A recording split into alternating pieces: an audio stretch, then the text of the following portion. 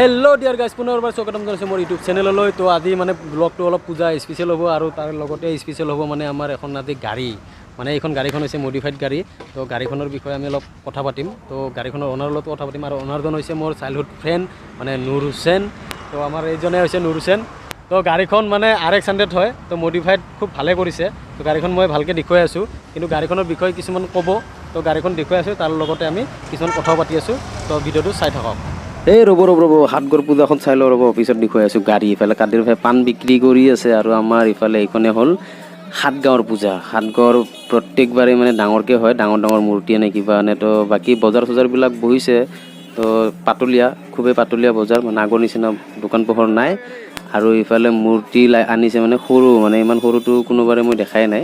প্ৰত্যেকবাৰে ডাঙৰ ডাঙৰ কিবা কিবি মানে অলপ খৰচটো কৰে আৰু, কিন্তু এইবাৰ মানে সেইটো খৰচ কৰা নাই, যিহেতু পৰিস্থিতি আপোনালোকে গমে পাইছে। এই হ'ব নেকি আৰু কিমান পূজা চাই, মানে কৰোণাৰ সময়ত ইমান পূজা চোৱাটো ভাল নহয়। মানে সোনকালে যাওক, দৰ্শন কৰক আৰু ঘৰলৈ উভতি আহক। তো আমি তাকেই কৰিম। আমি হাতগড় পূজা চাই ল'লোঁ, আপোনালোককো দেখুৱালোঁ আৰু এতিয়া দৰ্শন কৰিলোঁ। এতিয়া আমি দৰ্শন কৰি আমি যাই আছোঁ এতিয়া বেলতলাত পূজা চাব। তো বেলতলাত যোৱাৰ আগতে আপোনালোকে চাগে পাহৰি গৈছিলে, মই গাড়ী এখন দেখুৱাম বুলি কৈছিলোঁ, মানে গাড়ীখনৰ বিষয়ে কথা পাতিম বুলি কৈছিলোঁ। তো সেইখন গাড়ী আমি গাড়ী এখন মানে খুব ভালে বনাইছে, মানে RX100 মডিফাই মানে এনেকুৱা কৰি দিছে যাতে আপোনালোকে চাই মানে গমেই নাপাব এখন কি গাড়ী কি নহয়, মানে কনফিউজ হৈ যাব। তো আমাৰ নুৰ হুছেইন ভাই আজি ক'ব গাড়ীখন মানে বনাওঁতে কিমান খৰচ হ'ল, কিমান কষ্ট হ'ল আৰু কিমান বাজেট গ'ল, মানে কিমান খৰচ হ'ল। তো গোটেইখিনি যিখিনি পাৰে ক'ব আৰু চেষ্টা কৰিব। কিমান সময় গ'ল আৰু কিমান দিন লাগিল মানে গাড়ীখন বনাওঁতে? মোৰ সময়টো হ'ল 6 মাহত ইনভেষ্ট কৰিলোঁ। মই 16,000 টকা ইনভেষ্ট কৰি হেলো হুইল নাথাকে, স্পক হুইল থাকে আৰু ডিছ নাথাকে, যিহেতু মই ডিছ ইয়াতে ফিটিং কৰিছোঁ। এইটো ডিছটো, টেংকিটো আপোনাৰ এইটো কণ্টেইনাৰ GT, বাকী আপোনাৰ কণ্টেইনাৰ GT টেংকি। এইটো ছাছপেনশ্যনটো ইয়াৰ RX100 নহয়, TVS Victor GLX, যিহেতু ইয়াৰ ছাছপেনশ্যনটো আছে। বাকী চিটটো মই এইটো নিজৰ মতে মই নিজে বনাই লৈছোঁ। Poppin', man, I feel just like a rock star. All my brothers got that gas and they always be smoking like a rock star. মানে কিন্তু গাড়ীখনৰ বিষয়ে মানে ইমান কিবা কিবি কৈছে, মানে মইতো একো বুজিয়ে নাপাব। তো গাড়ী ময়ো ভাল পাওঁ, কিন্তু ইমান এটা নলেজ নাই, কাৰণ আমাৰ ভাই হৈছে এজন মেকানিক গাড়ীৰ। তো সেই গাড়ীখন নিজৰ গাড়ীখন নিজে পাৰে মডিফাইড কৰিছে। ইয়াতে কোনো বেলেগৰ হেল্প লোৱা নাই আৰু কাৰো মানে সহযোগিতাও লোৱা নাই। যি কৰিছে নিজে কৰিছে, যিমান খৰচ কৰিছে নিজে কৰিছে। তাৰপিছত এই গাড়ীখন মানে ৰেডি কৰি উলিয়াইছে। হয়তো ইয়াতে আৰু কিছুমান কাম আছে চাগে।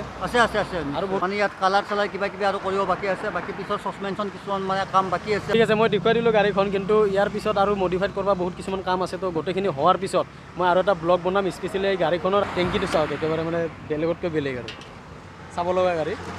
তো এই ঢাকনিখন যিটো আছে, এই ঢাকনিখন মানে হৈছে ইয়াৰ এইটো কোনো মানে বাইকৰ কোনো পাৰ্টছ নহয়, স্পেয়াৰ পাৰ্টছ নহয়। এইটো জাষ্ট মানে এখন এই কাটাৰ মেচিন যে ৱাল চলবিলাক যে কাটে, তাৰ এখন ব্লেড হয়। এইটো ব্লেড হয়।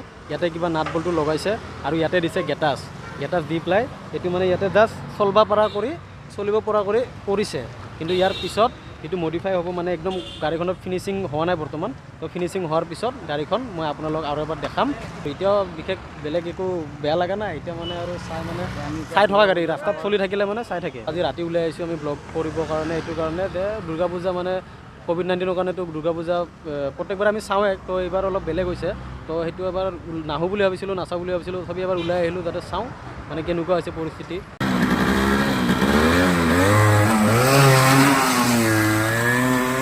একদম গুলি যোৱা দিছে, মানে সি বেলতলা পালে কিজানি। তো বলক পিছে আমিও গৈ থাকোঁ আৰু বেলতলালৈ। তো গাইছ আমি এতিয়া আহি পালোঁ বেলতলা, আৰু বেলতলাৰ পৰা মানে ৰাস্তাটো বন্ধ কৰি দিছে, মানে বেলতলা তিনিআলিৰ পৰা। মানে এইফালৰ পৰা গাড়ী ইফালে আহিব নোৱাৰে, আৰু যিবিলাক গাড়ী আহিব মানে এইফালে চব ভেটাপাৰা হৈ যাব লাগিব। তো আমি তাতে গাড়ী চাড়ী পাৰ্ক কৰি থৈ আহিলোঁ, আৰু আমি আহিলোঁ এতিয়া যাব ওলাইছোঁ লক্ষী মন্দিৰ পূজা মণ্ডপলৈ। আৰু আমি আহিছোঁ, নুৰ হুছেইন ভাই আছিলে আৰু লগত বাকী কেইজন আহিল।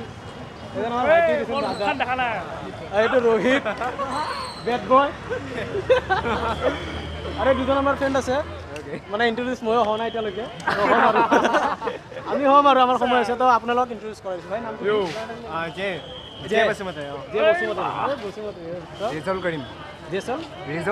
ৰিজুৱেল কৰিম।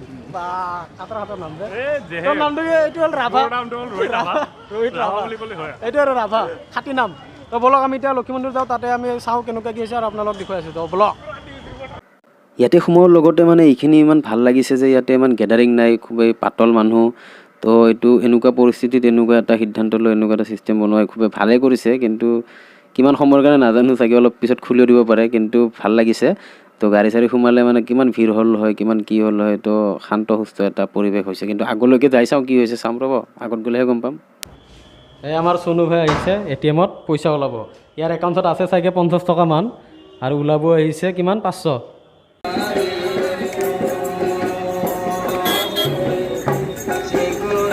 তো ডিয়াৰ গাইজ, ফাইনেলি আমি আহি পালোঁ লক্ষী মন্দিৰ, মানে বেলতৰা লক্ষী মন্দিৰ পূজা মণ্ডপলৈ। ইয়াতে লিখা আছে ইন, মানে গেট এইখনেই হ'ব। তো যাই চাওঁ পৰিস্থিতি কেনেকুৱা ইয়াতে। বিশেষ মানুহ হৈছে অলপ।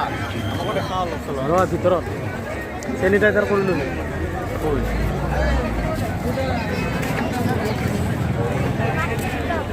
ভাইটি ভাইটি এইখন হাতত দিয়া, ভাইটি এইখন হাতত দিয়া। অঁ আমাৰ সৰকাৰে মাৰি আছে। মাস্ক পিন্ধা নাই। এইটোৱে হ'ল আমাৰ দুৰ্গা মাই, এইটো লক্ষী মন্দিৰ। তো ভিতৰৰ পিনে অলপ মানুহ হৈছে, অলপ গেডাৰিং হোৱা যেন লাগিছে, কিন্তু যিয়ে নহওক ইয়াৰ চৰকাৰৰ নীতি নিৰ্দেশনা মানি মানে পূজাখন চলাই লৈ গৈছে। বাকী ইফালে কিবা কিবি বাঁহ চাহ বান্ধি মানে লাইন চাইন বনাই দিছিলে। তো মানুহে এতিয়া ফ'ল' যিমান পাৰে কৰিছে, আৰু যিমান পাৰে কৰা নাই আৰু কিমান কৰিব আৰু ধৈৰ্য লাগি গৈছে, কিন্তু যিমান পাৰে কৰিবলৈ চেষ্টা কৰিছে। বাকী যিয়ে নহওক পূজাখন ভালে ভালে চলি যাব লাগে, বা চলি গ'লেই আৰু আমি ব্লগটো আমি পিছত আপলোড কৰি আছোঁ পূজাৰ পিছত। তো লেট হ'ল ব্লগটো আপলোড কৰাৰ, মানে এইটো আমাৰ আছিল অষ্টমীৰ দিনাখন। পুজো পুজো গান ধ্বনি নতুন গানের ছন্দ নিয়ে শারদিয়ায় খুশিতে মন নাচে এলো এলো এলো এলো মা দুর্গা মা আরে এলো এলো এলো এলো মা দুর্গা মা। তো এতিয়া ওলাই আহিলোঁ আমি, আপোনালোকক অলপ বজাৰখন দেখুৱাই দিম, মানে ভালকৈ নেদেখুৱা থুলমূলকৈ দেখুৱাই দিম আৰু, কাৰণ মই ঘৰত সোনকালে গৈ পাব লাগিব, নহ'লে মায়ে মোক আৰু ফোন কৰিব, কাৰণ মোক কৈছে সোনকালে ঘৰত আহিবলৈ। তো ক'ভিডৰ সময়ত মানে ঠিকে ইমান এটা বজাৰ হোৱা নাই, মানে গেডাৰিঙো কম হৈছে, তো ভালেই হৈছে। তো এই কিবা সোণাচোন মানে কাণফুলিৰ আৰু কাণফুলিৰ এইটো মানে কচমেটিক। তো বলক এতিয়া আমি উভতি যাম। ৰোহিত ৰোহিত ৰোহিত